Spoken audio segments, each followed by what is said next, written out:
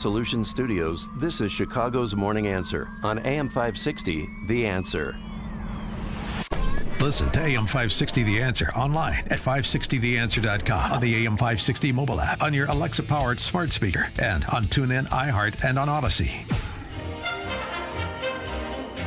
America First with Sebastian Gorka, today at 3, right before Sean Thompson at 4 on AM 560 The Answer.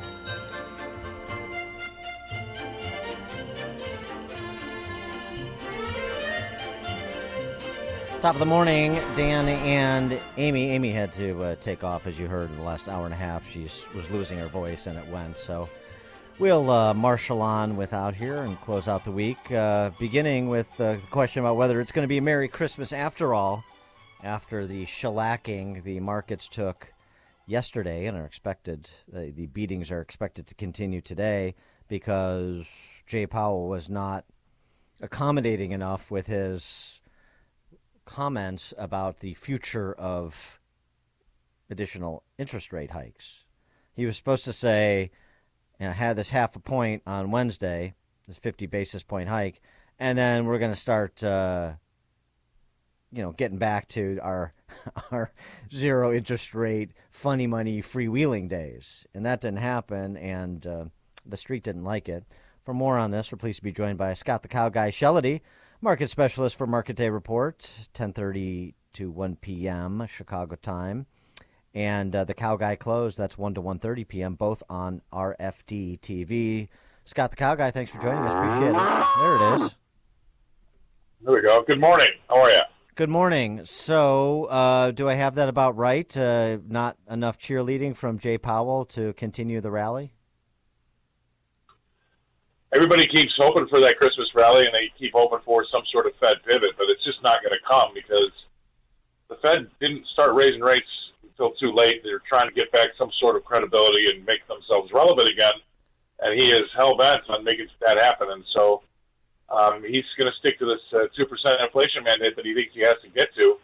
But it's going to be very difficult to get down there, and everybody keeps waiting for him to kind of give up that ghost and maybe change tack a little bit, but so far it hasn't happened. And while he was talking a tough game when everybody thought he was going to lighten up a little bit, on top of that, Dan, we got more news out of the economy yesterday that things aren't doing that well, especially the consumer.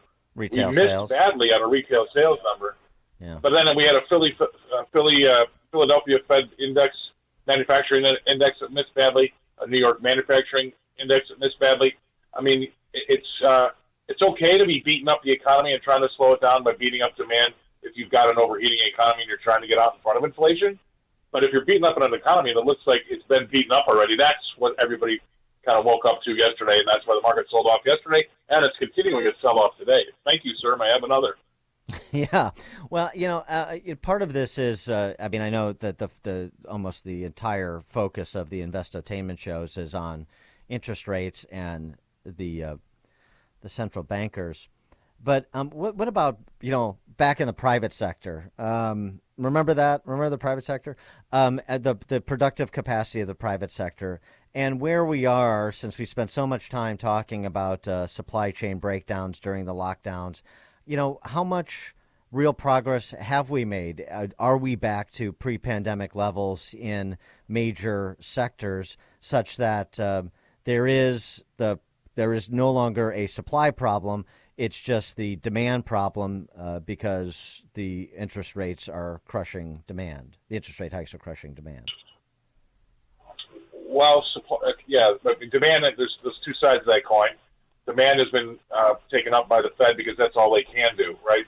Traditionally, supply would be something that the administration could do. For instance, supply the market with crude oil. And if you had crude oil prices down significantly more than they are even now, you would see inflation come down significantly. We've seen inflation come down because crude oil has come down. We've seen some food prices come down. But they're still really high. And here's the problem, Dan. Yes, used car prices have come down. Big ticket items have come down, which have made that inflation number at a high of 9.1% this year come down to 7.1% this year. But unfortunately, the things that we frequent the most, the things that get the most activity, like going to the grocery store or your energy bills, those are still very high. So there are some things that have helped. Obviously, housing, that's gotten killed. That's helped that CPI number. We have had some food prices come up, and crude oil has done that as well. But still going to the grocery store, you have to see your mortgage broker before you can actually check out of that self-checkout line still. Yeah, so but that's been very, very difficult. But the grocery store issue, the grocery store issue is not a supply issue, though, is my question, right? No, well, it could be with if everything. I mean, it's partly more expensive not because of a shortage of goods, but it's just getting them there. I mean, diesel fuel is still very expensive. Energy so costs, yeah. Yeah, and so the supply chains are a little bit better, and there is movement to get them out of China. There is movement to put them in different places. We don't see the backlog at the ports that we did earlier in the year. But that hasn't really helped the man on the street. The cash flow for the average everyday consumer hasn't really gotten any better. Maybe a little bit with you go to the gas pump, but still, it's a tough go out there. And at the same time, we're losing all these people. We're firing. There's been a lot of layoffs, and that's the last thing I'm watching is this jobs. Because you've got, I think I talked about it last time I was on with you, but Amazon firing 10,000 people before the holidays? When's the last time you heard about that? They're usually dying for people, for temp workers. You got FedEx, the CEO of FedEx saying some pretty dire things, and then we have had a ton of layoffs. Those are going to start coming through. That will also help the Fed with their demand, right? Because when people don't have any money, they stop buying. So the demand will then go down again. But the problem here, Dan, the biggest problem is going to be labor and going to be jobs. Right now, these interest rate hikes that the Fed is doing are no-brainers. It's easy. It's like moving topsoil, okay? Everybody gets it. They have to get inflation down. That's what they've been said they're going to do. I wish we had some more work on the supply side, but it's not happening, so we got to stop talking about it. But what is going to happen at some point soon, when we get that inflation rate down to, say, 6 or maybe even 5%, you're going to find out that the rest of that problem is going to be labor costs. And the only way that you can make that better is by getting everybody fired and then rehired at a lower rate. Well, that was so the Fed said that out loud. Well, so that was sort of that was sort of my question too. You know, we expect sometimes that when things start moving in one direction, they're just going to keep going in that direction. And what are the potential pitfalls for inflation reduction to stagnate, or even for inflation to tick back up?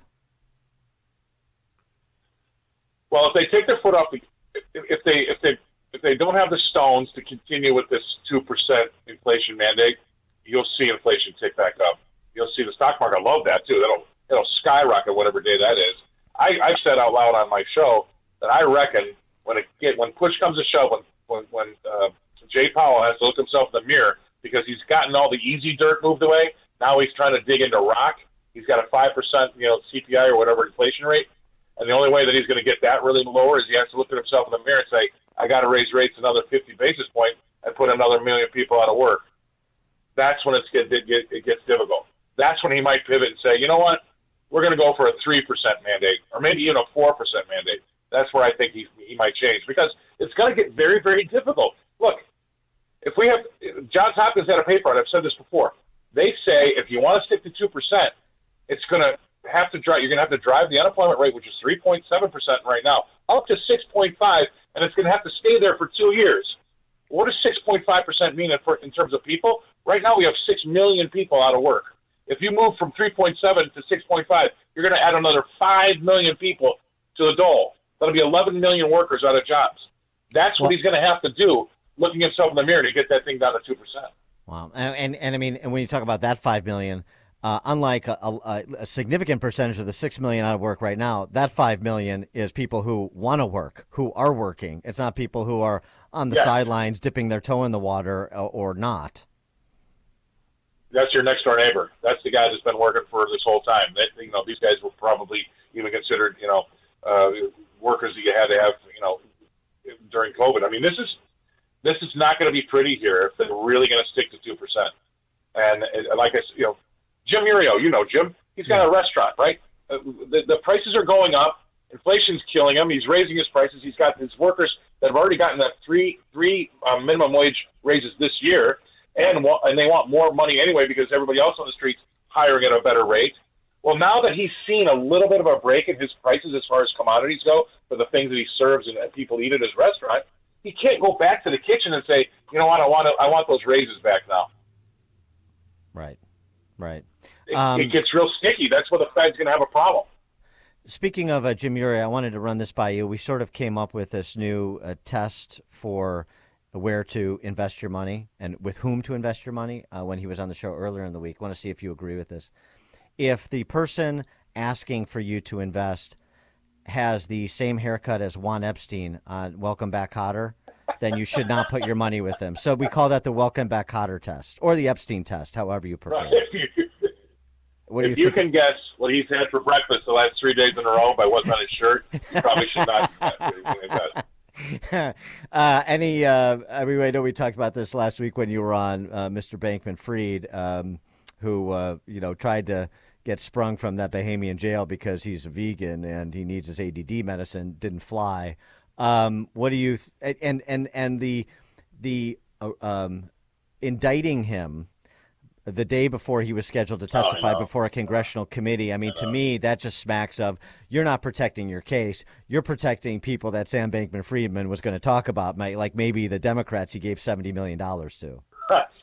Right. I have so much to say about that, but you're exactly right. I mean, and you know what? At least 40 years ago, they would have tried to do it a little bit differently. Now they just don't care. And they just, they do it right in front of your face, number one. Number two is he's complaining. I'm sure he gave money to the World Economic Forum, and they're the ones that have been telling us to eat bugs. So I just tell him to tuck in, get a little of his own medicine. Look around the cell. Yeah, there's a meal there somewhere.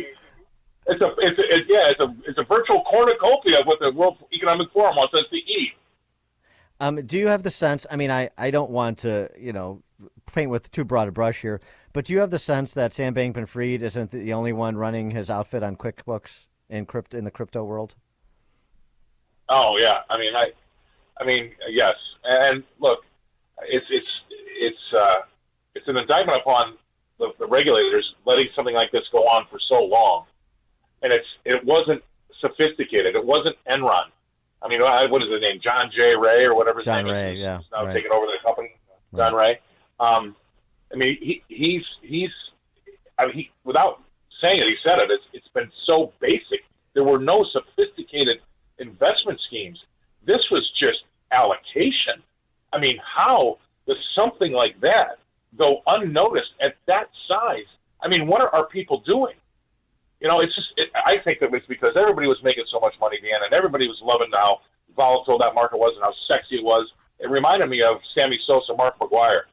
Turn your head, forget about the steroids, enjoy the ride, and then when it all comes crashing down, put an asterisk next to their names. I mean, that's what it felt like to me. That's a pretty good metaphor. I like that. Scott, the cow guy, Shellady, market specialist for Market Day Report.